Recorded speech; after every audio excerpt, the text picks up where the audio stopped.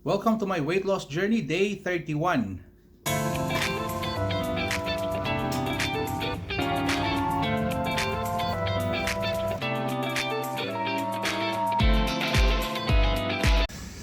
So our first meal of the day, yung natira natin kagabi, my birthday food. Yan na muna ang first meal of the day natin. Tsaka yung natira nating bread at tsaka cappuccino na may coconut milk. So let's eat. Start na tayo ng ating daily ride. Time check, it's 4:50. Nahuli na tayo kasi hindi tayo makapag-decide kung magre-rest ba tayo o magbabike. So nanaigang magbabike na lang. So ano lang, super chill ride lang tayo ngayon. Along Calipa City ulit. Medyo mabigat tayo. Bigat ang feeling. Pero okay lang.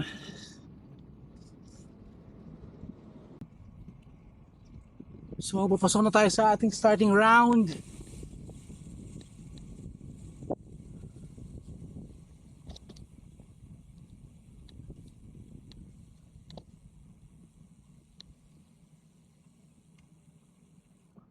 Supposedly couple ride tayo. Nawawala na ang aking may bahay. Asa na siya? Wait natin siya dito. Pasok na ulit tayo ng ating first round, part 2. Yan na yung couple ride ko. Kasama ko na siya ulit. So ayun na. Hindi tayo makakapag bike ng todo ngayon. Kasi yung supposedly couple ride ko, ino-overshoot na yung pagpasok ng truck. So sumemplang. Nung sumemplang, nawala ang kumpiyansa. So hindi na siya confident dito na ang confident na daw siya sa Masdar. And this is better than Masdar. So nawala lang yung kumpiyansa niya. So kailangan niya lang ulit i-build up yung confidence niya. Then magtutuloy-tuloy na tayo. So most probably ano lang to, very short ride. First taste of Semplang. Kaya pala iniintay ko siya kanina, wala siya. Yung pala, na-overshoot niya yung truck. Napunta siya sa buhangin, kaya sumemplang. First time niya kasing mag-ride dito sa lugar na to. Actually, hindi first time, nakapag-ride na siya dito. Pero yung mountain bike pa yung gamit niya. Doon medyo confident siya doon. Ito na yung favorite part ko, ito yung mahangin. Pero ngayon, in fairness, hindi siya mahangin. Hangin pala. Kala ko hindi. Biglang nagalit yung hangin ah. Ayan, tuloy-tuloy ka lang.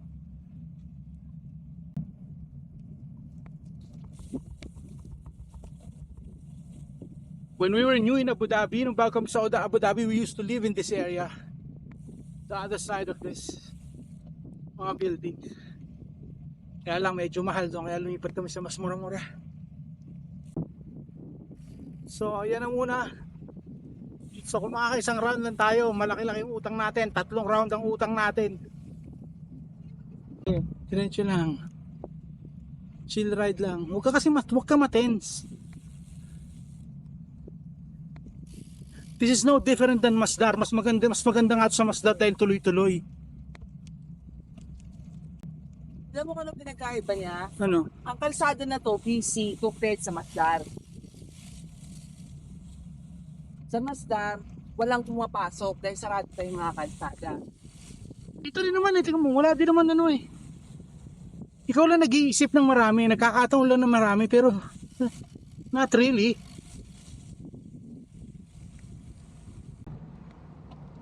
Push it some more. Dahan-dahan na, dahan-dahan.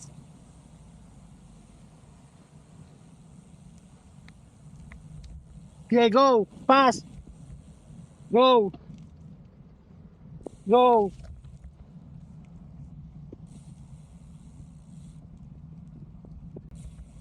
Oh, malapit na natin matapos yung unang round. Mag-exit na tayo. Huli ka.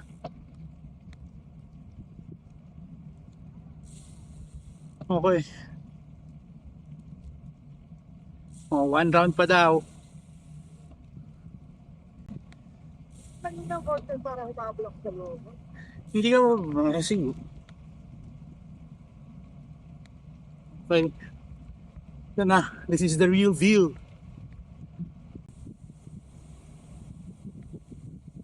Dito na yung exited dapat natin pero isang round pa tayo.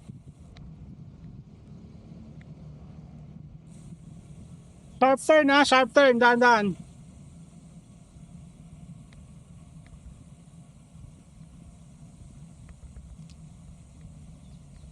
So pedestrian, dahan-dahan ulit ha. Dahan-dahan, mag-stop ka na, hindi magbibigayan.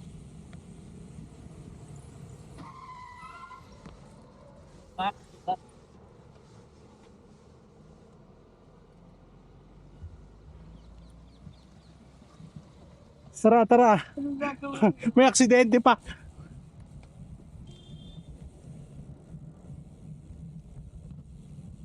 Aksidente. Hindi sila nagbigayan.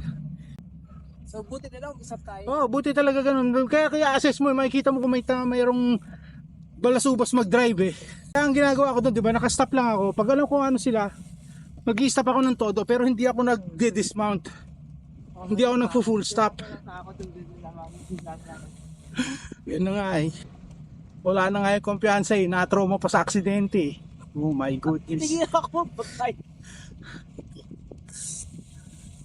Pero napaka-peaceful dito sa ano na to eh, sa itong truck na to eh. Hindi siya busy, hindi linggo pa ngayon ha. Kung paano kung yung weekdays, mas maraming sasakyan.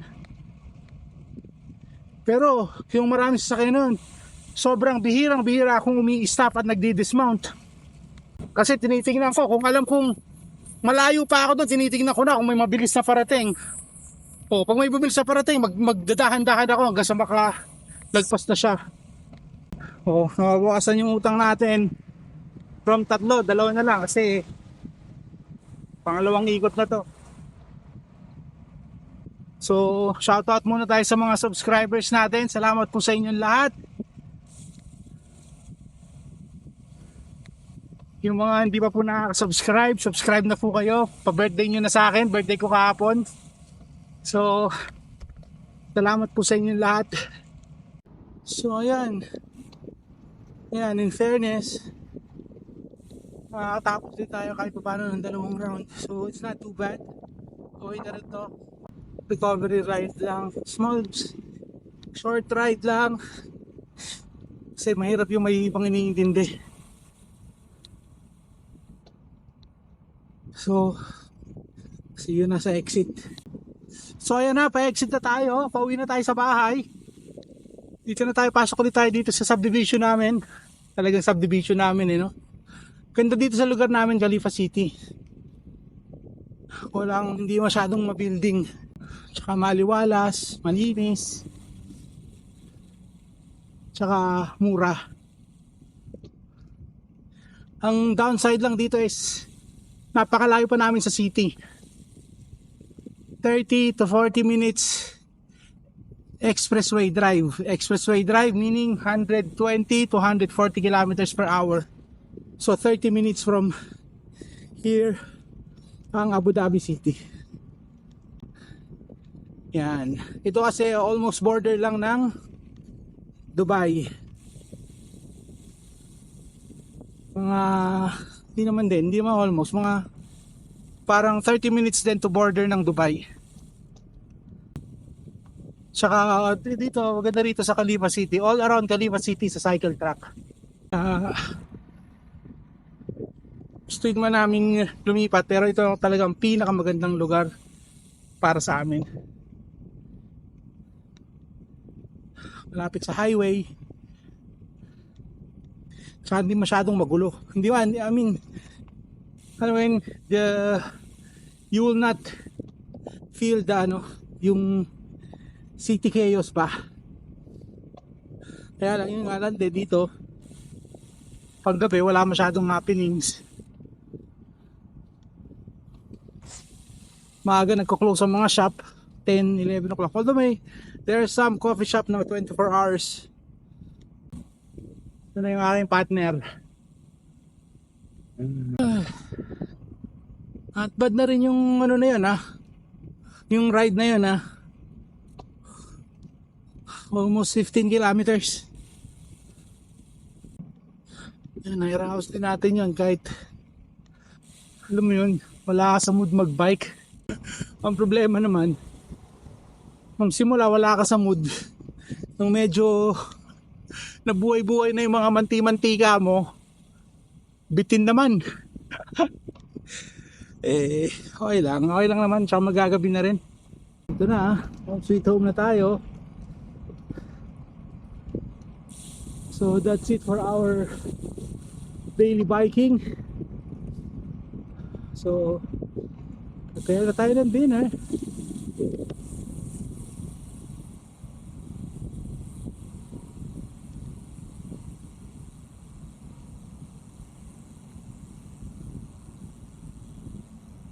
Home sweet home. Thank you Lord for the safe ride. Hintayin natin yung malakas. Yan na po yung malakas. Malakas mambuisit. Mount properly. Yun. Kahit medyo mali. So ang meal natin for this evening, yan pa rin yung cabbage rice natin na tinorta natin sa itlog. So cabbage pancake. Hindi na ako nakapag-prepare ng pang dinner talaga kasi na flat tire kami. So kailangan pa namin magpapalit ng gulong, magpa-recovery and this and that. So yan na muna ang dinner natin for today. So let's eat.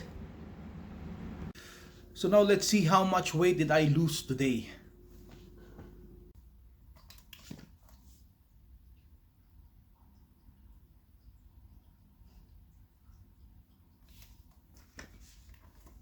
So ayan, from 116.8 now down to 116.5. So tuloy-tuloy na yung pagbaba ng weight natin. Although hindi natin na-achieve yung ating monthly, yung 30-day goal na 10 kg. So okay lang, bawiin natin this month. So yan lang muna for now. So until my next video. So if you find this entertaining, interesting, and helpful, please like, share, and subscribe. See ya!